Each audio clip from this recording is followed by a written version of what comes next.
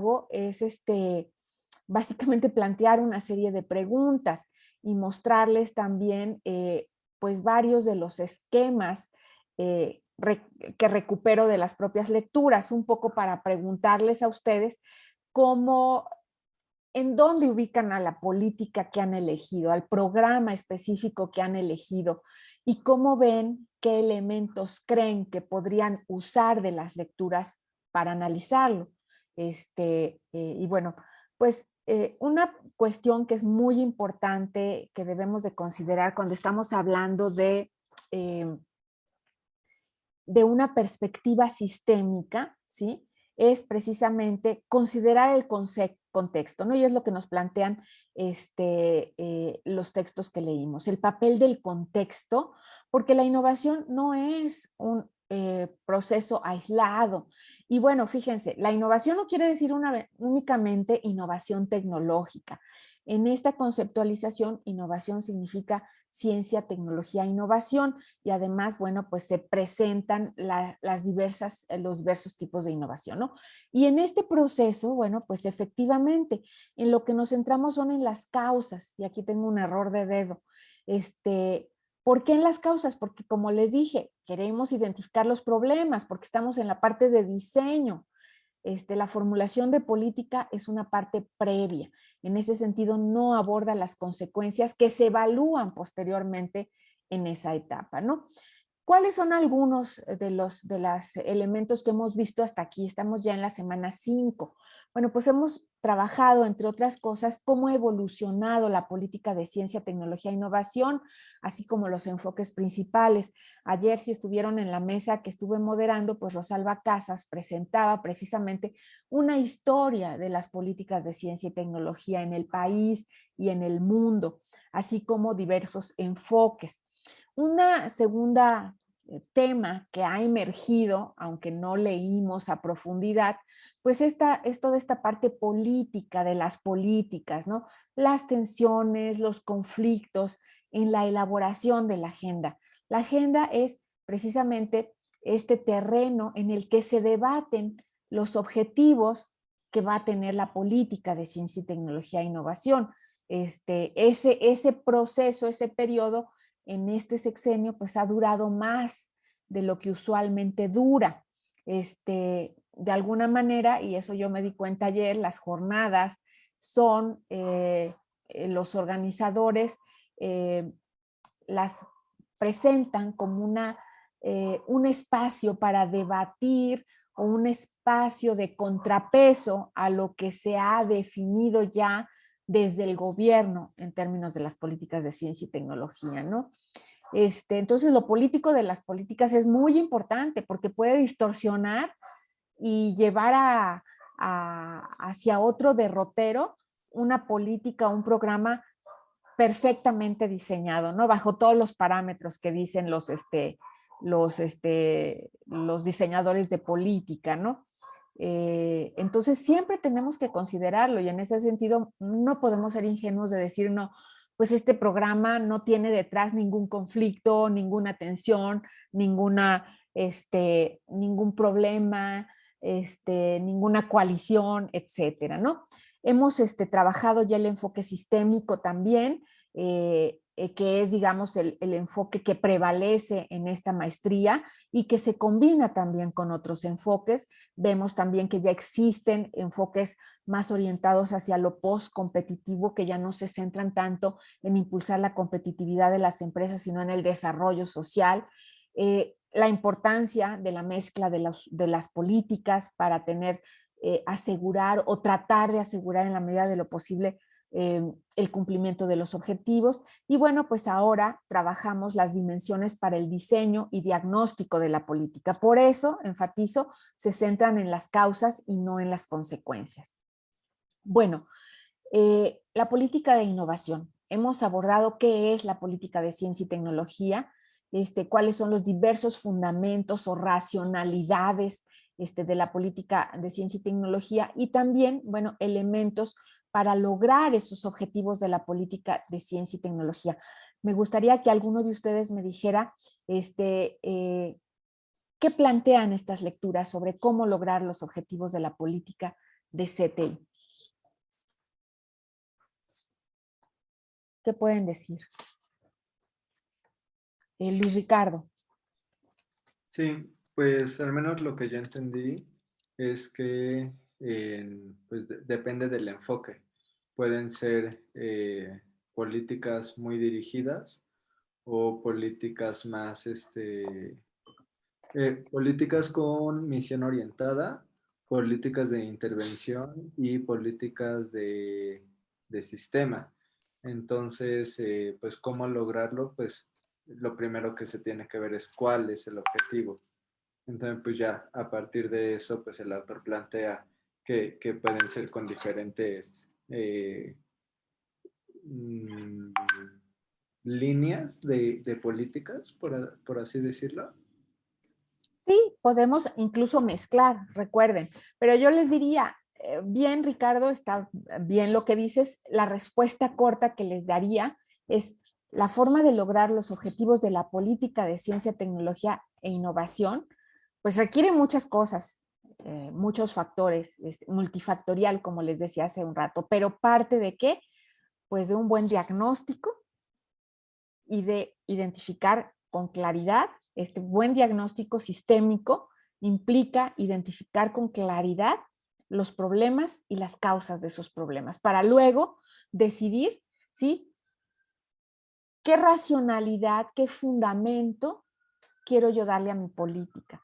Si una orientada a las fallas de mercado, por ejemplo, una sistémica o una, por ejemplo, orientada a la invención, ¿sí?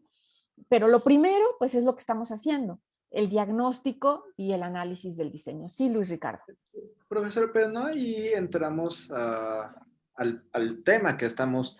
O sea, es que para hacer un diagnóstico, pues necesitas tener una línea de pensamiento y al menos lo que yo estoy viendo en toda la discusión es si debe de ser de derecha, debe de ser de izquierda. Entonces, el diagnóstico parte del pensamiento que tengas. Y en un país tan grande y complejo como México, que ni siquiera en eso se pone de acuerdo con qué pensamiento tenemos, ¿no le parece que cualquier diagnóstico que hagamos va a estar sesgado y solo lo va a atender desde una perspectiva? Fíjate que sí es posible que eso ocurra, pero si hacemos un diagnóstico sistémico, ¿sí? Podemos contrastar o identificar a partir del diagnóstico cuáles son los fundamentos de esa propuesta, por ejemplo, y de ese diagnóstico. Porque este diagnóstico implica que también vas a evaluar los pilares o los fundamentos sobre los que se construyó la política previa, los alcances que tuvo y los resultados que ha generado también.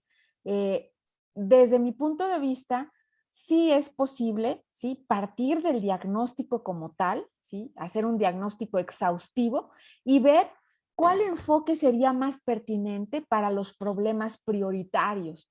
Creo que no estamos cegados en ese sentido o por lo menos los investigadores no debemos de estar cegados por esas eh, predisposiciones que le llamas.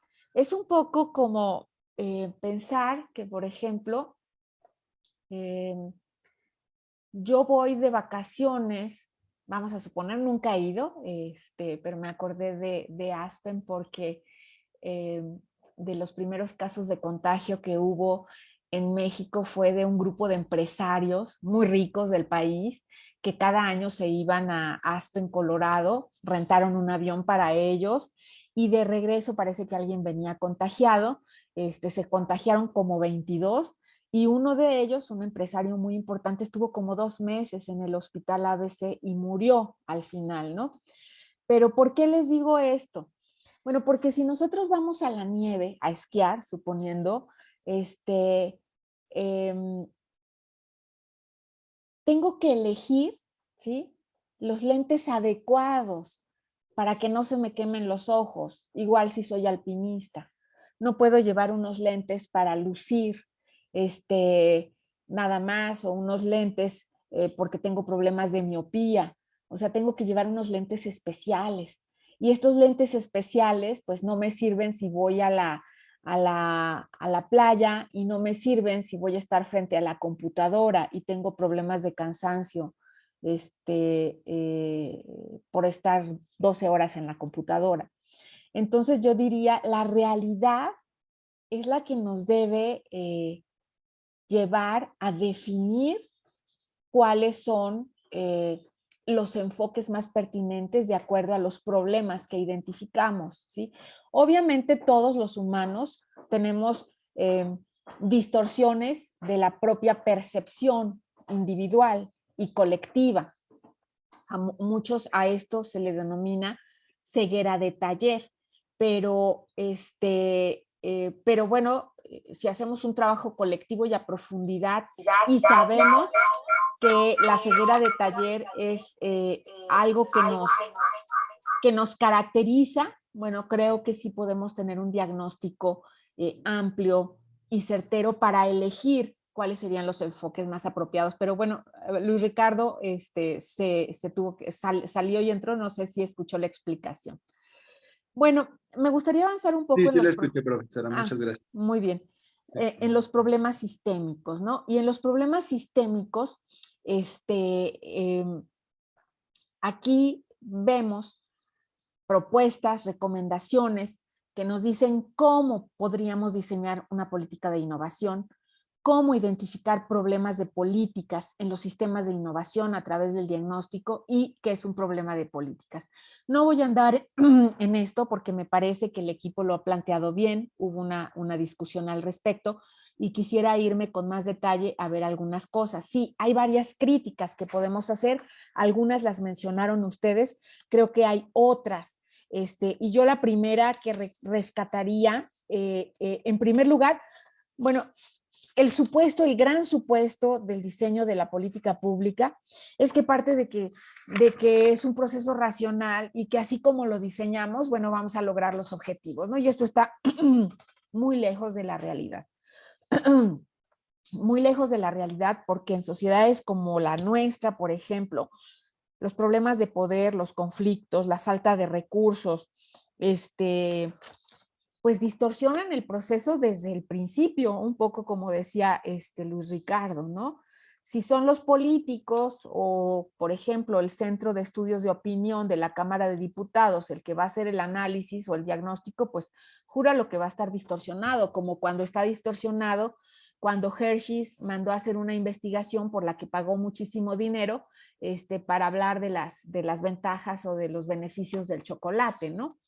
Entonces, bueno, pues sí, se descubrió los investigadores que había ciertos beneficios, pero tenía que ser con ciertas condiciones, ¿no? El chocolate, el porcentaje de cacao tenía que ser más del 70%, no tenía que ser azúcar y el consumo tenía que ser muy poquito, ¿no? ¿Qué pasó con Hershey's? Pues Hershey's lo usó para su publicidad, ¿no?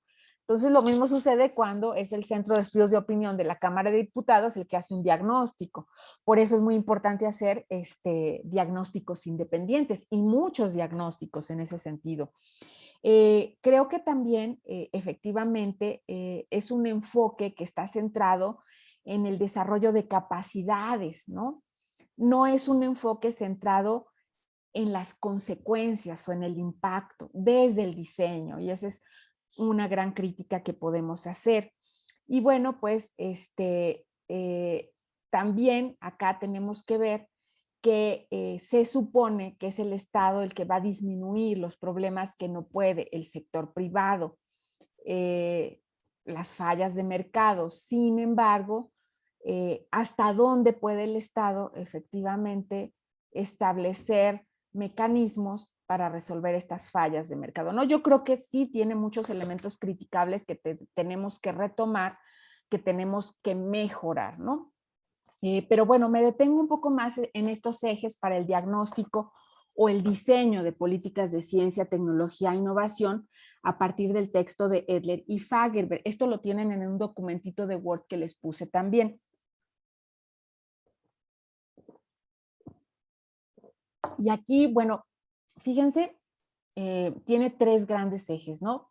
Que están claramente expuestos en la lectura. El qué, el por qué y el cómo. Y el qué, pues es básicamente la política, ¿no? Y aquí encuentran ustedes al menos 3 tipos de política. Aquí yo les pediría, a ver, vamos pensando, el programa y el problema que hay detrás del programa que he elegido analizar, este, los PRONACES o el PROSOFT o lo que sea, ¿qué tipo de políticas tienen detrás? ¿Qué fundamentos? ¿Son políticas orientadas por misión o más bien es una política orientada por la invención? Por ejemplo, el ya extinto programa sectorial de ciencia básica estaba orientado era una política orientada por la invención.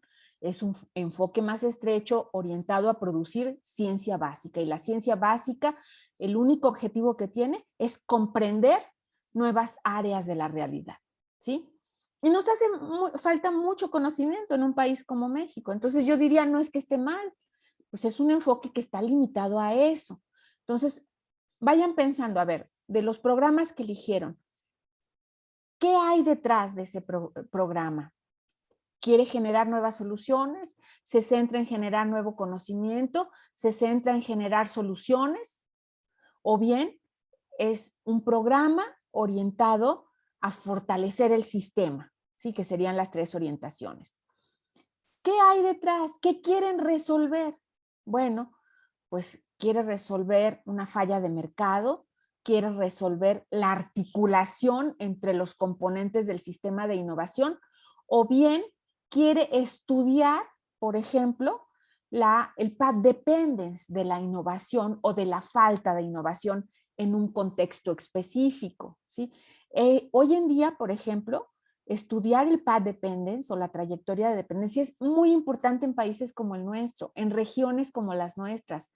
¿Por qué? Pues porque muchas veces, precisamente, el que un programa de política de innovación no tenga efectos y aún la tropicalización sea errónea, se debe precisamente a que no considera la trayectoria de dependencia en esa localidad, ¿no?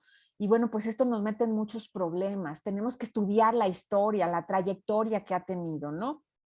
Y bueno, pues después el cómo nos dice, bueno, qué instrumentos hay que identificar, qué instrumentos son apropiados para esa política, los de oferta, los de demanda, con qué objetivos, qué queremos, un impacto directo, queremos efectos amplios, cómo va a ser la participación y la coordinación de diferentes ministerios, cómo se articula con la dimensión internacional. Entonces, ojo con esto. Aquí ustedes ya tienen una serie de elementos para empezar a analizar la convocatoria tal cual o la descripción del programa que ustedes están trabajando, ¿sí? Que está definido más a un nivel instrumental, pero que está amparado pues en una política de ciencia, tecnología e innovación. Entonces aquí tenemos elementos para ello, ¿no? De los PRONACES, bueno, pues ayer ustedes ya vieron algunas críticas, y a lo largo de la semana pues van a haber otras críticas importantes. Entonces, bueno, pues hay que recuperarlas también para estos PRONACES. Esta tabla que ponían ya sus compañeros en la presentación me parece muy importante porque nos permite ver, por ejemplo, por lo menos para empezar, en dónde nos clasificamos, en dónde está clasificado su programa. Si me hacen favor de decirme los diferentes equipos. El programa que eligieron sería un programa de incentivos fiscales. Creo que algunos de ustedes sí eligieron un programa de incentivos fiscales. O sería más bien un programa como este segundo de políticas para el entrenamiento y el desarrollo de habilidades. Aquí encontraríamos, por ejemplo, las becas CONACYT, ¿sí? Aquí tendríamos, por ejemplo, las políticas de emprendurismo, ¿sí? ¿Qué programa en nuestro país se dedica a esto y qué ha logrado? En el sexenio pasado estaba el instituto, el INADEM, Instituto Nacional del Emprendedor. Antes de ese instituto estuvieron una serie de programas que duraron todo el periodo panistas, que eran los fondos PYME, o sea, que era una serie de instrumentos que incluían desde el entrenamiento, por ejemplo, incentivos, recursos específicos, pero todos orientados a la pyme. ¿qué tenemos en términos de política de emprendurismo? Servicios técnicos y de asesoría, políticas de clústeres. Por ejemplo, el programa de software se creó básicamente como una política de clústeres para impulsar que a lo largo del país se promovieran los clústeres. Y bueno, pues esta política de software, se establece, digamos, como para promover lo que se desarrolló en el Silicon Valley de una manera más natural, donde fueron confluyendo empresas cercanas a una universidad muy importante, que era la Universidad de Stanford, con otras universidades relevantes en el estado de California, y donde se fue asentando a lo largo de décadas, pues capacidades importantes, infraestructura, etcétera.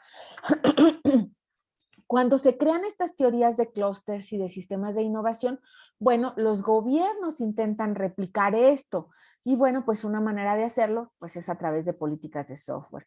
Políticas de soporte a la colaboración, por ejemplo, en Suecia, un programa muy importante, muy relevante, y curiosamente orientado a los países en desarrollo, se conoce como el programa para el desarrollo de colaboración en países emergentes y en desarrollo. Y este programa, dedicado a promover la ciencia básica, promueve básicamente las redes internacionales de colaboración. Alemania tiene otro programa similar orientado básicamente a países en desarrollo. Entonces, ¿tenemos nosotros algún programa similar? Por ejemplo, el número 9, Private Demand for Innovation, ¿qué tenemos en términos de promover la demanda del sector productivo? Creo que alguno de ustedes está estudiando también algunos programas para la innovación. Por ejemplo, los programas para cuando estamos en la etapa precomercial, antes de salir al mercado, también son muy importantes los estándares, las regulaciones, etcétera. Díganme, ¿dónde se ubican ustedes en estos instrumentos de política de innovación? Sus programas, pues. ¿Podría como dar un ejemplo o explicar un poco más de esa, la 10, Public Procurement Policies?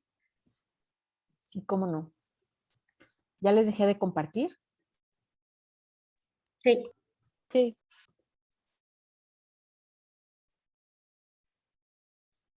Pues es proveer del apoyo público, básicamente.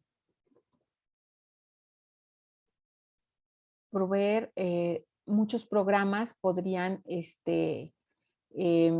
trabajarse en este sentido, o sea, cómo, por ejemplo, el Estado establece condiciones adecuadas para que se desarrolle la innovación, ¿no? Public Procurement Programs, y son programas más generales. ¿Involucraría reparto de fondos, maestra, esos clásicos fondos perdidos? Por ejemplo, podría ser fondos perdidos, pero también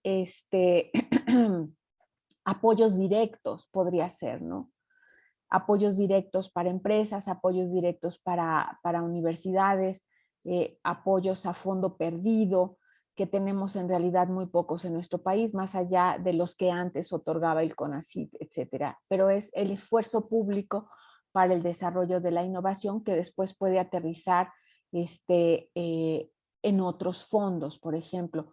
Les hablaba también, por ejemplo, que cuando estamos trabajando con un producto que va a salir al mercado, además de apoyo en infraestructura, apoyo en asesoría, apoyo a través de incubadoras, hay fondos específicos para la etapa antes de salir a mercado o para la etapa precomercial, que muchas veces se le llama también el Valle de la Muerte. ¿Por qué? Pues porque muchos buenos prototipos que eran muy prometedores llegan a esta etapa y nomás dejan de tener fondos, ¿no? Aquí hay un caso muy interesante. Pero perdón, ya no están ustedes viendo mi PowerPoint. Hay un caso muy interesante de una empresa que se llama BioHominis. que fundaron varios investigadores de la UNAM y que desapareció del mercado porque como todas las, porque todas las micro y pequeñas empresas, pues no contó con las condiciones públicas necesarias para mantenerse en el mercado, ¿no? Y más allá de que este es un proceso que atraviesan en nuestro país, desgraciadamente, casi todas las micro y pequeñas empresas, que más del 70% desaparecen en los primeros 5 años de vida, bueno, pues con las empresas de innovación, o que trabajan a partir de conocimiento científico, esto es todavía más complicado. Esta empresa salió al mercado, básicamente querían ellos o tenían un paquete de procesos que les permitían identificar a los enfermos que pudieran tener diabetes u otros problemas cardiovasculares antes de desarrollar la enfermedad a través de análisis genéticos, por ejemplo. Ya tenían su paquete muy armado, la empresa salió al mercado. La primera etapa básicamente trabajaron con fondos CONACYT, pero una empresa, por ejemplo, tan frágil que sale a mercado, necesita además, bueno, lo que veíamos en otras lecturas, en estas lecturas también, crear nuevos mercados, ¿no?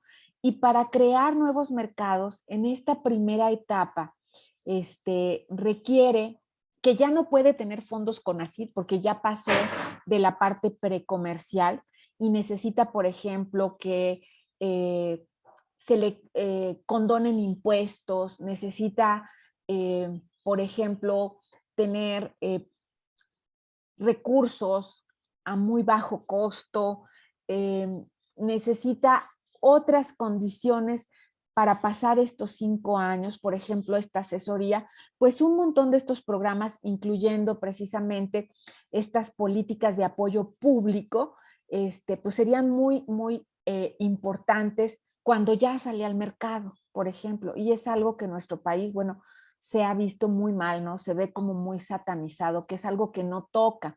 Desgraciadamente, pues esto ha llevado a que la organización industrial que nosotros tenemos en nuestro país, bueno, pues tiene distorsiones que impiden que se creen nuevas empresas a partir de tecnología, de ciencia y de innovación, porque no hay un acompañamiento en ese sentido.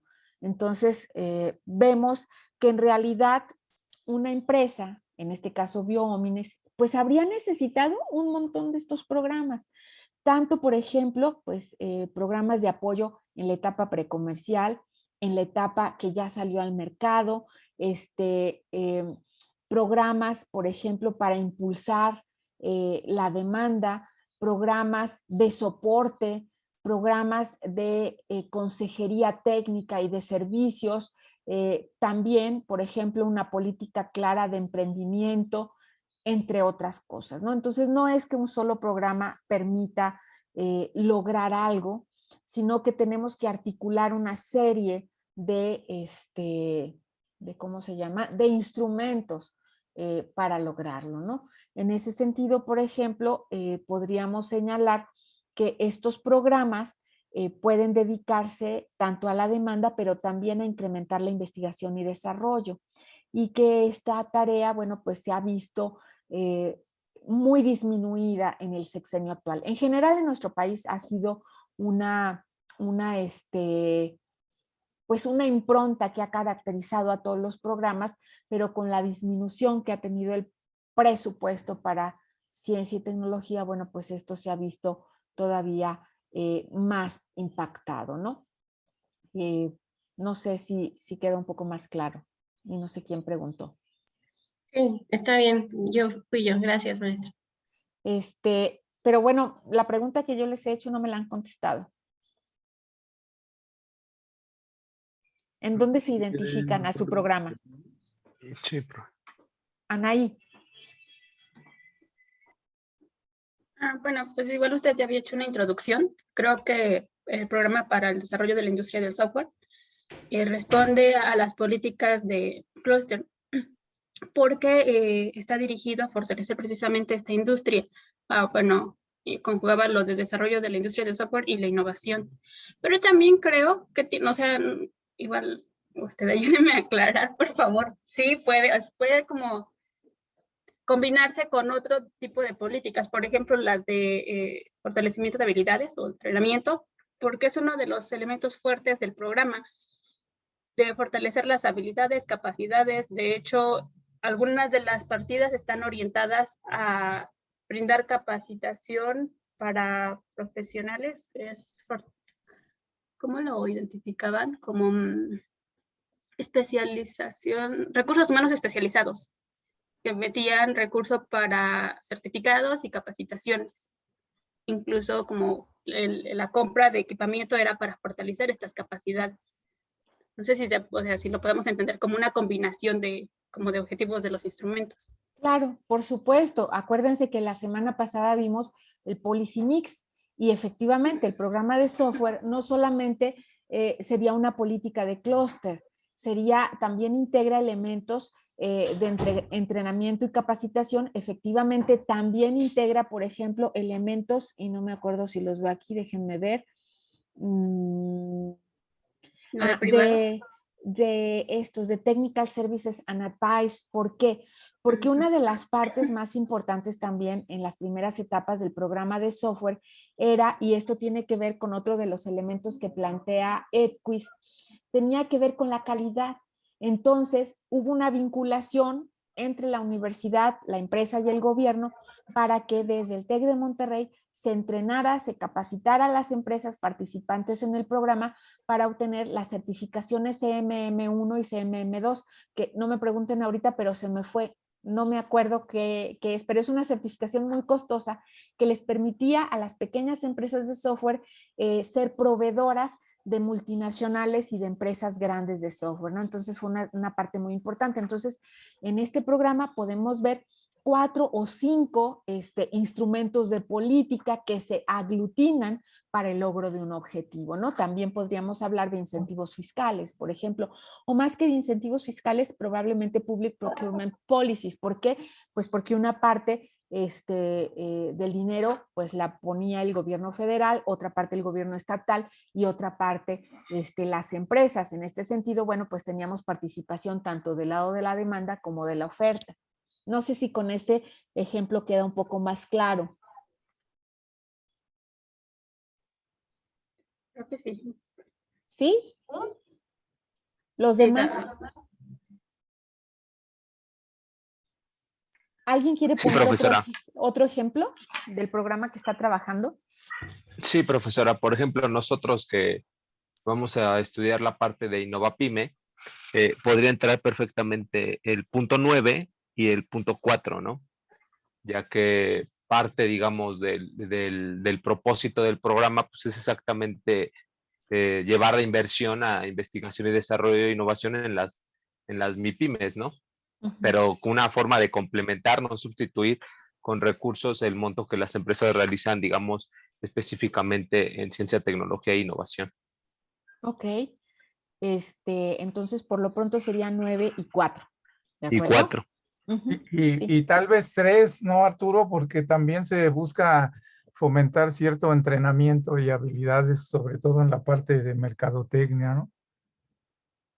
Sí, a veces también. Y ojo, aquí tienen que ver también, por ejemplo, cuáles son los objetivos esenciales. Si se busca, por ejemplo, impulsar la demanda, incrementar, por ejemplo, la oferta de conocimiento científico y tecnológico, generar habilidades, tener conocimiento experto, etcétera, ¿no? Entonces, esta tablita es muy importante, no simplemente porque sintetiza o organiza diferentes instrumentos de política, que no son los únicos tampoco, sino porque nos permite empezar a analizar nuestro propio programa.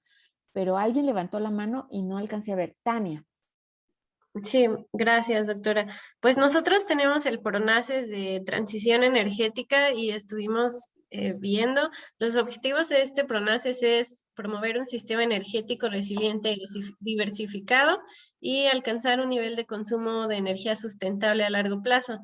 No está o sea, no tiene tanta información, pero hasta el momento pues pensamos en 3, que es el 10, el de Public Procurement, porque básicamente es el sector público quien guía todo y financia. El 7, porque también habla de redes de colaboración, políticas para apoyar la colaboración. Y el 5, porque habla de desarrollo técnico, tecnológico, para satisfacer las necesidades de forma sustentable. Fíjense, en este sentido, sí, muy bien, Tania, estoy de acuerdo con ustedes. En este sentido de cuando EdQuiz plantea esta taxonomía, este texto es del 2011, ahorita ya estamos en el 2021. En ese, como desde finales de los 90, principios de los 2000, se empieza a impulsar cada vez más el no ver la demanda solamente como la demanda del sector privado. Se empieza a ampliar este marco pues a toda la sociedad y a resolver problemas sociales y abriendo paso pues a esto que se conoce como políticas postcompetitivas. Entonces, sí, yo diría que podríamos ubicarlo acá. ¿Por qué? Pues porque además es un programa que trata de poner sobre la mesa conocimiento y soluciones, ¿sí? Que pueden ser aprovechadas tanto por el sector privado, pero también por el sector público, por el sector social y por el sector público, ¿de acuerdo? Porque el problema ambiental, bueno, pues es un problema transversal o un problema pues que abarca, ¿no? A todas las áreas de la vida actualmente. Además, yo diría, tendríamos que pensarlo también desde el enfoque de políticas basadas en misión, porque es un problema que va más allá del ámbito local o nacional, es un problema a nivel mundial. No sé si estarían de acuerdo. Bueno, ¿cómo ven? ¿Sí les hace sentido? ¿Cómo hay que ir usando todas estas herramientas? Porque son finalmente herramientas para repensar, para analizar los programas que vamos teniendo, con la información limitada que tenemos, por supuesto. No sé cómo la vean. Juan Antonio.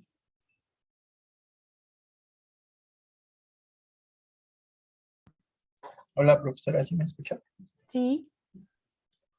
Sí, bueno, nosotros tenemos el programa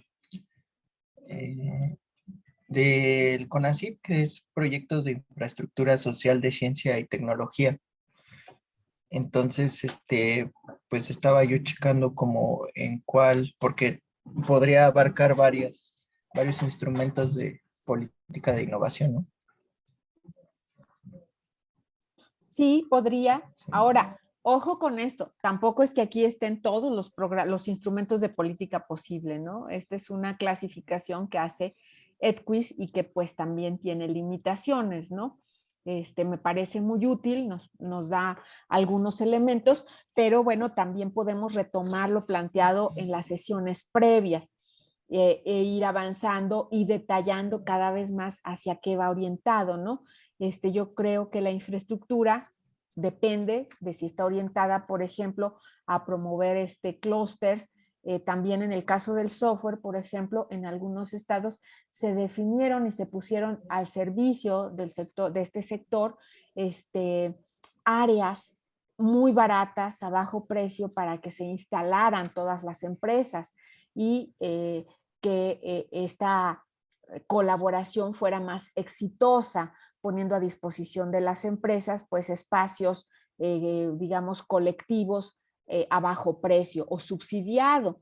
En otros casos, pues la creación de infraestructura puede estar alentada precisamente por el gasto público, por ejemplo, la habilitación de laboratorios nacionales para la investigación científica, ¿no? Que también ha sido un programa muy importante. Entonces sí, hay que ir viendo y detallando, pero lo más importante de las lecturas, les diría yo, es ir extrayendo estos elementos que nos permiten hacer ese análisis de cómo está formulada, ese análisis del diseño o bien el diagnóstico, ¿no? Y bueno, pues en el texto de Etquist también, perdón, esta es de Edler y Fagerberg, y en este texto de Etquist es que plantea pues los 4 ejes principales para hacer este diagnóstico y diseño, ¿no? La identificación y diagnóstico, analizar los componentes y actividades del sistema, esta división entre o complementariedad entre el sector público y privado, y finalmente el uso estratégico del diagnóstico.